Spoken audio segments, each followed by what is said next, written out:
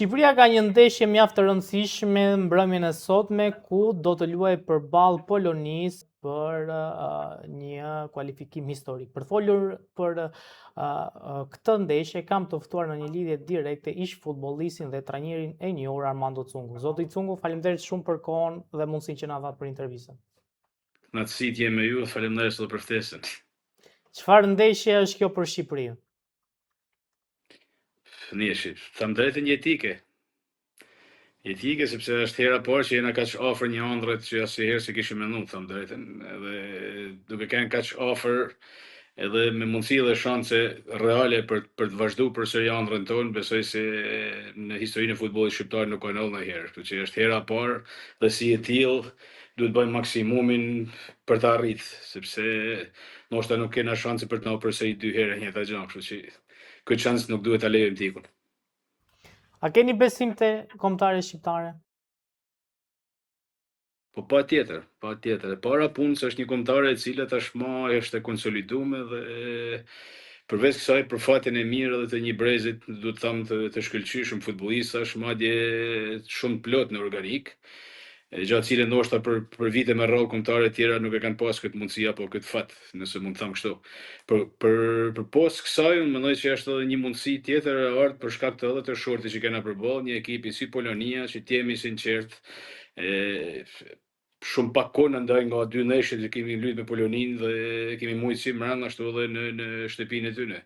Kështu që shanset janë shumë të mëdha, duke pas parasysh se tashmë edhe Polonia nuk është ajo Polonia e emrave apo të frikshëm, apo ajo Polonia e ditëve më të mira të saj, por është një Poloni e cila ka problematikat e veta, gjatë cilat i kanë shfaqur sistematikisht. Dhe në këto situata besoj që duhet dina të përfitojmë. Për vetëm kësaj, unë mendoj si edhe tensioni, nëse mund të them, apo presioni, unë besoj që është në krahun e Polonisë, janë krahut tonë. Se një farë mënyre ne duhet jena shumë krenar për punën që kanë bërë djemt, sepse në fundit na kena fitu botënore, nëse mund të them kështu. Me ardhje në këtë nivel besoj se është një diçka jashtëzakonshme për futbollin shqiptar. Kështu që besoj duhet jenë të çlirt në kuptimin e kësaj, patjetër me dëshirë, me gjak dhe me shumë punë për djersit për të arritur një fitore në Poloni. Por tensioni gjithmonë është në krahun e kundërshtarit, besoj. Sigurisht që lojtarët e kombëtarës nuk mund t'i ndajmë, por se janë të gjithë rëndësishëm, por kush janë ata lojtarë për të cilët ju mendoni se do bëjnë diferencën sonte? Kush janë?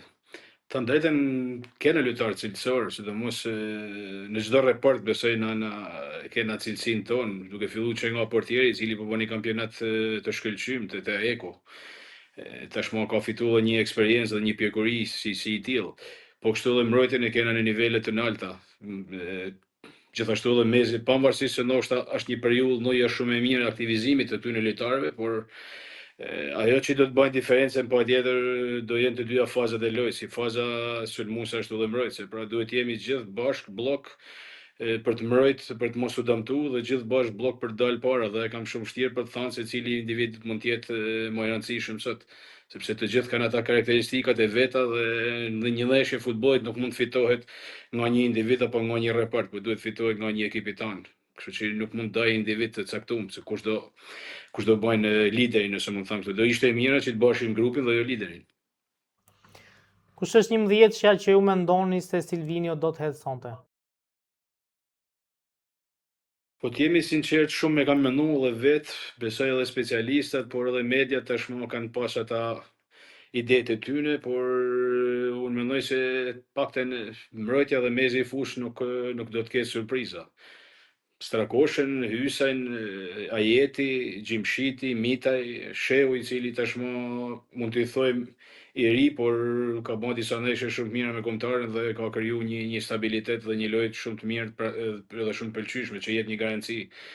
Po kështu Aslani i pa diskutueshëm, pavarësisht se nuk ka minutat tek ekipi i Beshiktasit, dhe Laçi i cili është një lojtar shumë i rëndësishëm, pasi bën shumë metra, shumë lojtarë që punon shumë mirë në të dyja fazat, si në atë mbrojtëse, ashtu edhe sulmuese gjindet shpesh herë edhe në portën afër portës kundërshtare për të bërë rrezikshëm. Problemi që ndon gjithmonë te vija sulmi, duke pas parasysh edhe problematikat e dëmtimeve që kemi pas me lojtarë. duke filluar me Brojën, I cili vjen mas një damtimit dhe pothuajse nuk ka minuta, shumë pak në kamën e tij, dhe ekipi I Burnleyt ka shumë pak minuta në kam, mas kthimit nga damtimi, po kështu sulmuesi tjetër, Mane, I cili nuk është I gërmulluar për shkak të një dëmtimit që nuk arriti për të rikuperuar në kohën e duhur. Daku po ashtu nuk është pjesë e kësaj liste për shkak të llojit të dëmtimit, pra diskutohet mes Uzunit, Bajramit, Muçit apo edhe lojtarit të krahut Shehut. Falni, që luan në Arber Hoxhës, që luan në Kroaci, po. Por duhet patë është idetë të njëjtë, një ide mund të jetë Uzuni në majët e sulmit, për shfrytzuar ndoshta shpejtësinë e tij, të cilën e ka shumë të mirë dhe mund t'i krijojnë probleme me pavisë kundërshtare, sidomos kur ato dalin shumë në fazë në sulm dhe ekipi jon ka disa metrat hapësina për shku te porta kundërshtare dhe mund të jetë shumë I dobishëm. Ndoshta në këtë aspekt Uzuni mund të jetë më I dobishëm. Mund të pretendoj me lujt me Nansh Fallc, mund të jetë me Nedi Bajrami, I cili mund ta bëjnë shumë mirë këtë punë duke pas parasysh vlerat e tija teknike dhe pjekurinë që ka, duke I lënë hapësina për Arber Hoxhën, ndoshta apo për Uzunin krahun tjetër si sulmuesa krash, për këtë hapësinë që lën Bajrami dhe merr ose thith mbrojtjen kundërshtar me veti për ta shfrytzuar me ta dy lojtarë. Varet se çfarë direktivash ka dhënë trajneri Silvinho këtë ditë ekipet për mënyrën se si ai mendon për ta goditur dhe për të fituar një ndeshje. Cila është pika e dobët e Polonisë që kombëtarja jon duhet ta shfrytëzojë më së miri? Punë thënë drejtën, në përgjithësi Polonia ka probleme. Ka probleme si në repartin e mbrojtjes, ashtu edhe mezin e fus. Është një Poloni e cila nuk e di, unë të jemi sinqert, mund të jetë ndoshta portieri, I cili është një lojtar I ndihmë, por patjetër Lewandowski nuk diskutohet. Kanë edhe një mesfushor I cili për momentin nuk po e kujtoj emrin, ka luajtur me Napolin dhe edhe është një lojtar I cili ka nivel si lojtar, si pjesa tjetër nuk pothuajse nuk njihen.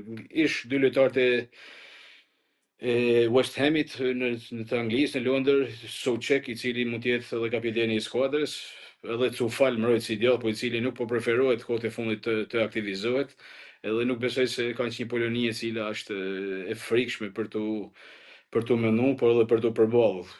Pra Zelinski tashmë lojtari I mezit fus, cili ka luajtur edhe me Napolin, por janë dy të emrat e cilët na paktën për momentin njohin që kanë një farë cilësie, një farë promi dhe që kërkohet një farë vëmendje më të madhe, plus pjesa tjetër janë lojtarë të cilët realisht nuk përballen frikë absolutisht.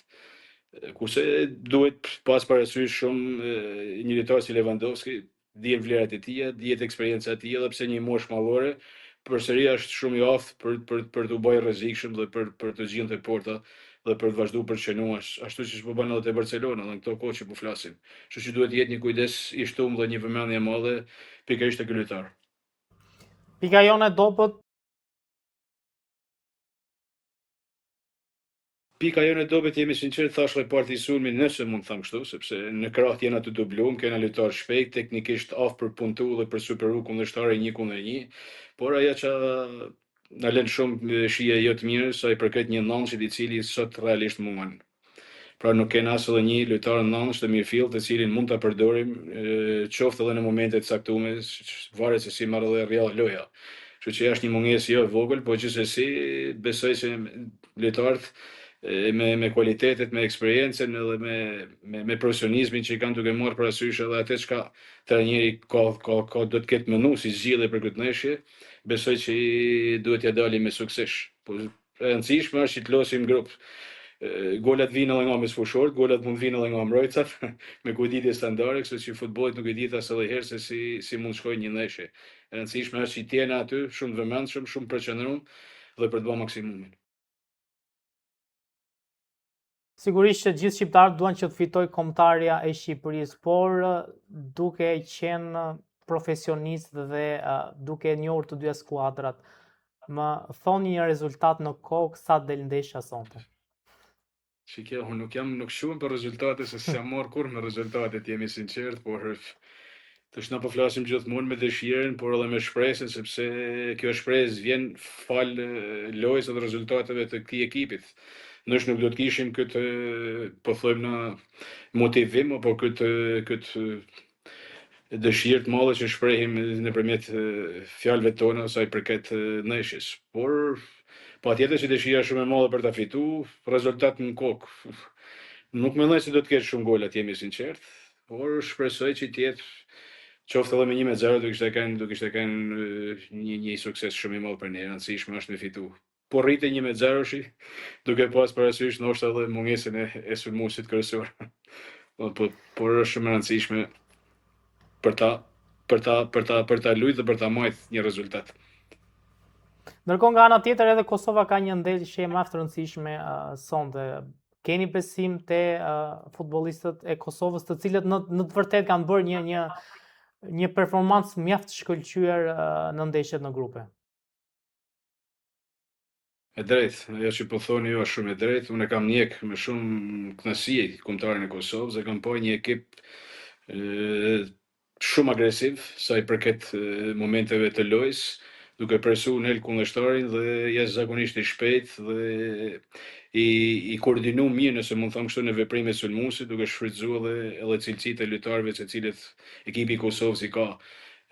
Besoj se është një brez shumë i mirë edhe i Kosovës dhe një kombëtare e cila të jep shpresë shumë të madhe për kalimin e këtij turi, pse jo edhe për të shkullur edhe në botënor, të cilin patjetër edhe si shqiptar që jena, patjetër që pretendojmë dhe dëshirojmë që Kosova të jetë pjesë e një botënori, do ishte një kënaqësi e madhe për trevat shqiptare. Dhe është një ekip realisht i cili e meriton, dhe unë jam me bindje plot që Kosova do ta kalojnë paktën këtë sfidë për momentin. Unë faleminderit shumë për intervistën dhe shpresoj që intervistën tjetër të jemi duke folur për ndeshjen Shqipëri dhe skuadrën tjetër që del nga çifti Ukrainë-Suedi. Faleminderit shumë. Faleminderit ju shumë dhe ju uroj edhe ju suksese në punën e tuaj dhe një urim shumë të madh për kombëtarin tonë, Forca Shqipnia, jena me ju. Faleminderit shumë. Faleminderit shumë edhe ju.